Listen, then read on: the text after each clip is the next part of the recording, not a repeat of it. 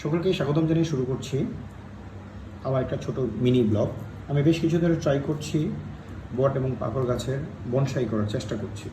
এই গাছটা আমি অলমোস্ট 13 থেকে 14 মাস ধরে লালন পালন করছি। এই গাছটাকে আমি অলরেডি 3 থেকে 4 বার হার্ড প্রুনিং করেছি। পরবর্তীতে গাছটা এই শেপ পর্যন্ত এসেছে। এটা একটা পাকড় গাছ, দেশি পাকড়। এখানে একটা রয়েছে, এটাও একটা দেশি পাকড়। আর বনসাই করার জন্য মূলত যারা শুরুর দিকে চেষ্টা করবে বা শুরু করা উচিত, সেটা বট এবং পাকড় দিয়ে শুরু করা উচিত, যেহেতু এই গাছগুলোর টেকসই অনেক ভালো, সহজে মরে না। সেক্ষেত্রে আমার মনে হয় বট এবং পাকড় দিয়ে বনসাই করার চেষ্টা করাটা বা শেখাটার জন্য সবথেকে ভালো। তো আমি এই গাছটার এখন হার্ড প্রুনিং করব। আমি এখান থেকে ডালগুলো কেটে ফেলবো। এখান থেকে সবগুলো আমি হার্ড প্রুনিং করে ফেলবো। এখন এখান থেকে সবগুলো কেটে ফেলছি, কেটে দিচ্ছি।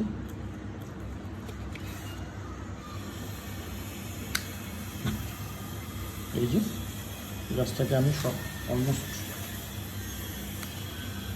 কেটে দিচ্ছি এখান থেকে।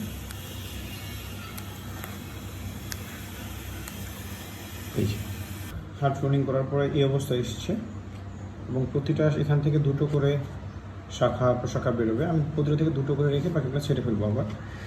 এখন এটাতে আমার পর্যাপ্ত পরিমাণে খাবার দিতে হবে।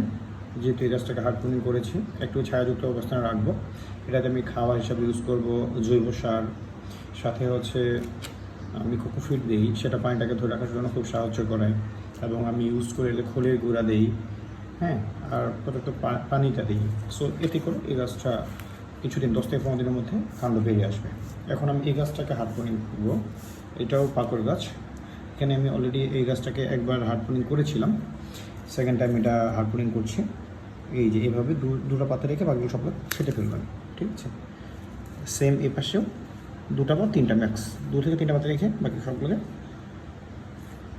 ছেটে দিতে হবে, ঠিক আছে? এবং খেয়াল রাখতে হবে এই গাছের এই আগাটাতে কোনোভাবে ফাঙ্গাস না আসে। আপনারা চাইলে এটাতে ফাঙ্গাস নাশক ইউজ করতে পারেন। এই যে হয়ে গেল। এই যে আমার দুটো পাকড় গাছ, দুটোকে আমি হার্ড প্রুনিং করে ফেললাম। এখন এটাতে আমি খাবার হিসেবে পানি আর জৈব সারটা ইউজ করবো, তাহলে হয়ে যাবে। ঠিক আছে, সবাইকে থ্যাংক ইউ। পরবর্তী আপনি জানাবেন। ধন্যবাদ। সকলে সাপোর্ট করবেন, পাশেই থাকবেন। যারা গাছকে ভালোবাসেন